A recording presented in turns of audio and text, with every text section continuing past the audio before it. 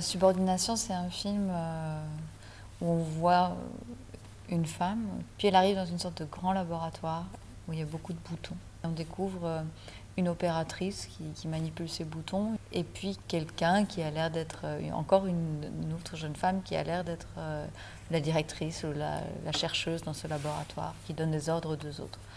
Et en fait, je joue tous ces personnages. Chaque fois, je me coiffe différemment, je porte d'autres vêtements. C'est vrai que j'avais en tête l'expérience de Milgram, qui est cette fameuse expérience où on demande à un sujet et on lui dit voilà le sujet d'étude qui est une autre personne, et on lui dit si cette personne répond mal aux questions, vous lui envoyez un choc électrique avec ses boutons. Et on prévient la personne que si il va jusqu'au bout, les chocs électriques pourraient être trop forts.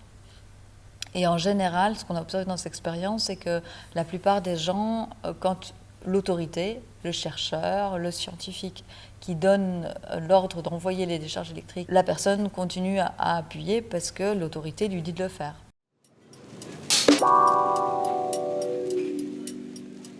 Mon travail se structure autour de lieux que je visite et qui m'inspirent quelque chose. Donc moi, chaque fois que je suis invitée quelque part, j'essaye de faire quelque chose qui va se marier avec le lieu, de créer des personnages qui ont l'air d'avoir toujours été là et qui s'adaptent au lieu.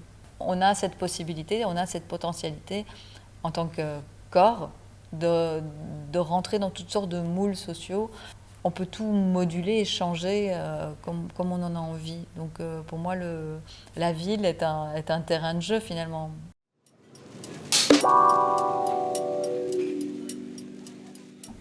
Je voulais d'abord être comédienne, c'était quelque chose qui était très important pour moi. Dans la vie, on se dit qu'on a envie de faire ça, on essaye, ça marche pas. Il y a eu les up et down, mais au final, c'est peut-être la liberté qu'on a en tant qu'artiste de faire un travail qu'on développe soi-même. Mais c'est un fil qu'on déroule et pour l'instant, il continue de se dérouler.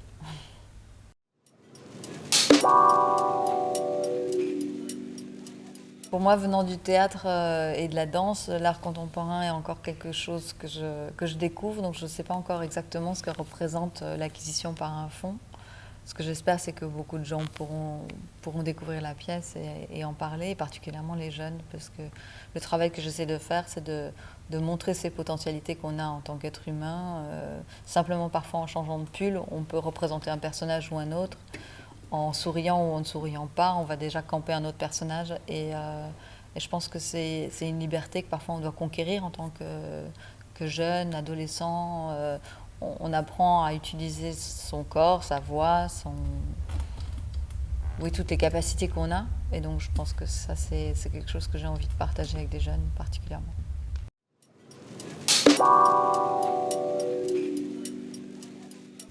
Le rapport avec Paris a commencé de manière très soudaine.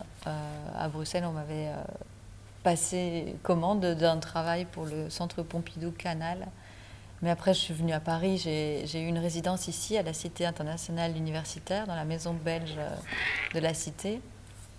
Et à partir de ce moment-là, les connexions parisiennes se sont vraiment organisées.